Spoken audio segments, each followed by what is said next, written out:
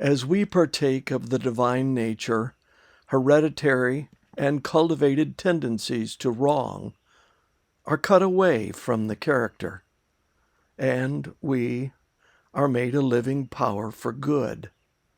Ever learning of the divine teacher, daily partaking of his nature, we cooperate with God in overcoming Satan's temptations.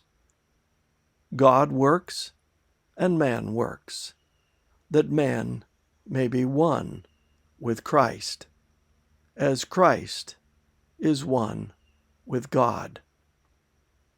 Then we sit together with Christ in heavenly places.